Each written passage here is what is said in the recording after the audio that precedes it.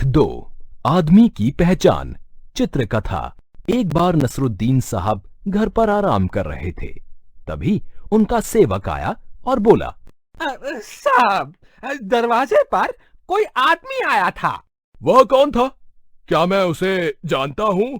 सेवक ने अपने दिमाग पर जोर डाला और बोला, नहीं साहब, पहले तो उस आदमी को कभी नहीं देखा, लेकिन हाँ, वह आपके लिए यह चिट्ठी दे गया है। नसरुद्दीन साहब ने सेवक के हाथ से चिट्ठी ली। चिट्ठी पढ़कर नसरुद्दीन साहब बोले, नगर के एक धनी और इज्जतदार आदमी ने अपने यहाँ मुझे किसी कार्यक्रम में बुलाया है। यह तो बहुत ही खुशी की बात है साहब। फिर नसरुद्दीन साहब गहरी सोच में पड़ गए और बोले, भाई, मेरे पास तो ऐसे कपड़े ही नहीं हैं जो मैं उस बड़े से कार्यक्रम में पहन सकूं। मुझे नए कपड़े सिलवाने होंगे। साहब, मैं अभी दर्जी को बुलाकर लाता हूँ। नसरुद्दीन साहब अपने लिए रेशम का सुंदर सा कुर्ता सिलवाते हैं। आज कार्यक्रम का दिन है और नसरुद्दीन साहब बाहर किसी काम में ऐसे फंसे कि उन्हें कार्यक्रम में जाने के लिए बहुत देर हो गई। उन्होंने सोचा, क्यों ना इन्हीं कपड़ों में कार्यक्रम में चला जाऊं। यदि नए कपड़े पहनने के लिए घर गया तो और देर हो जाएगी। वे साधारण कपड़ों में ही कार्यक्रम के लिए निकल पड़े। नसरुद्दीन साहब कार्यक्रम में पहुंचे और उस धनी आदमी से मिले जिसने कार्यक्रम में आने के लिए चिट्ठी भेजी थी। नमस्कार साहब, कैसे हैं आप? धनी आदमी की नजरें सीधा नसरुद्दीन के साधारण कपड़ों पर गईं।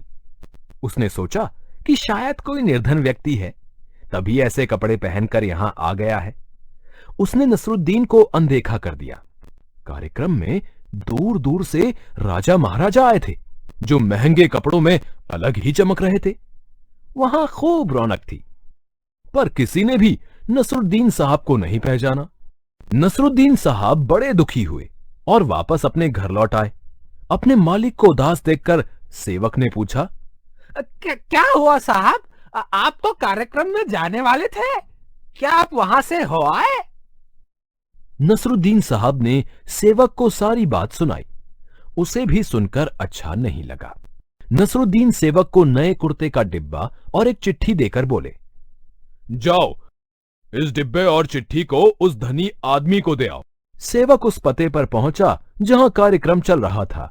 वह धनी आदमी को डिब्बा और चिट्ठी देते हुए बोला, यह डिब्बा हमारे साहब नसरुद्दीन ने आपके लिए भिजवाया है और साथ में यह चिट्ठी भी।